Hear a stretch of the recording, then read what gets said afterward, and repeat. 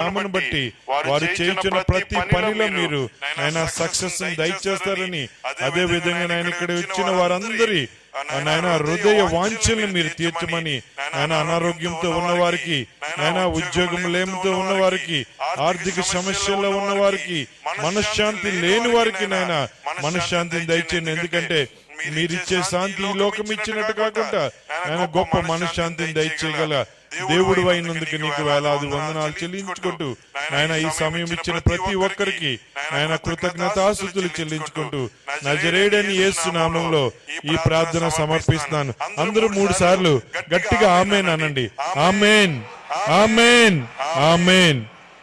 తండ్రి, కుమార, పరిశుద్ధాత్మ దేవుడు ఇప్పుడును ఎల్లప్పుడూను పత్రిజీ గారితోనూ వారి చుట్టుపక్కల ఉన్న వారి అందరితోనూ, మరి ముఖ్యంగా మీ అందరితోనూ సదాకాలము తోడైండు నడిపించును గాక.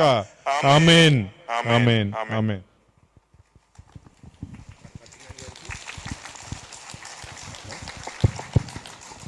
పత్రిజీ గారికి ఇది ప్రార్థన చేసి, ఉపవాస ప్రార్థన చేసి ఈ ఫ్లూట్ తీసుకొచ్చాను యుఎస్ నుంచి. ఇది ఒక కొమ్ము ఫ్లూట్ అన్నమాట. మరి ఇది పత్రిజీ గారు ఊదినప్పుడు నేషన్స్కే హీలింగ్ వస్తుందంట అండి.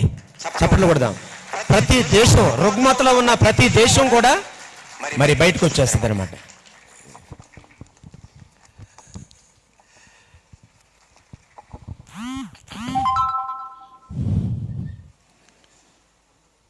యేసు ప్రభువుకి మనమందరము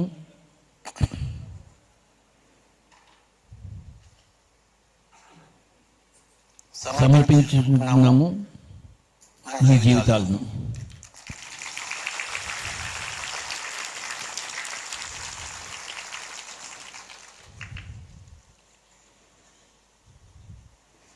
సకల ప్రాణికోటి మనుషుల చేత బాధింపబడకుండా ఉంది కాక.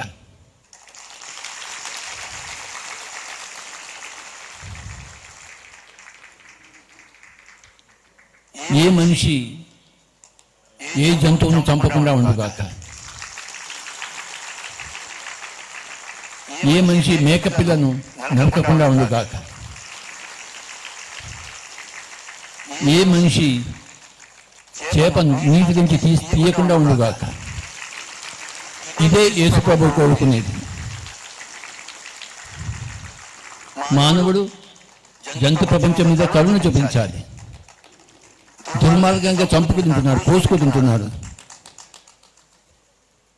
ఏమిటి ఈ ప్రపంచం? రామచంద్ర అంటున్నాడు యేసు ప్రభు.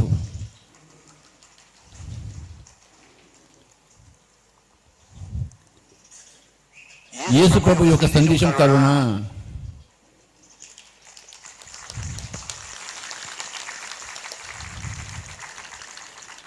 ప్రపంచంలో ప్రతి ఒక్కరు యేసు ప్రభువులా జీవించాలి.